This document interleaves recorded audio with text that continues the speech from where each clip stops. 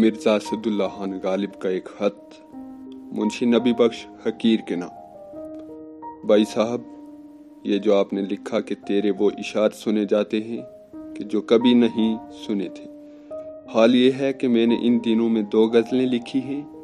ایک تو دریا نہ ہوا سحر نہ ہوا، وہ آپ کے پاس بیچ چکا۔ دوسری غزل رواں کیوں ہو گماں کیوں ہو، وہ اب بیچتا ہوں۔ ان 2 غزلوں کے علاوہ حال میں کوئی غزل نہیں کہی۔ بس اگر اس کے سوا کوئی کچھ آپ کے سامنے پڑے تو وہ یا میرا کلام نہ ہوگا یا سابق کی کوئی ایسی غزل ہوگی کہ وہ آگے آپ نے نہ سنی ہوگی۔ بندہ پرور، 15 روزوں کا اجر جو آپ نے مجھ کو دیا، وہ فوراً میں نے الٹا پھیر دیا۔ میرے کس کام کا؟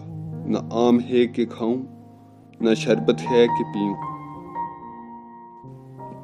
بھائی صاحب، آپ کے تہنیت عید میں 2 قصیدے کس انداز کے لکھے ہیں کہ دیکھو گے تو ہاتھ اٹھاؤ گے۔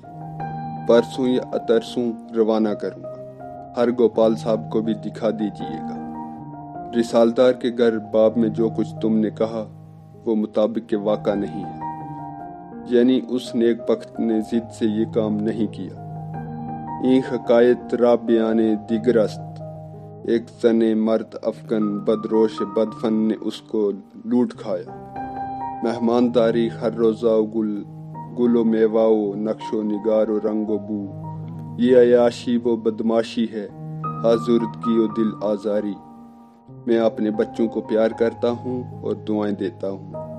حسین علی تم کو بند کی اور بڑے بھائی منشی عبداللطیف کو آداب اور بہنوں کو سلام۔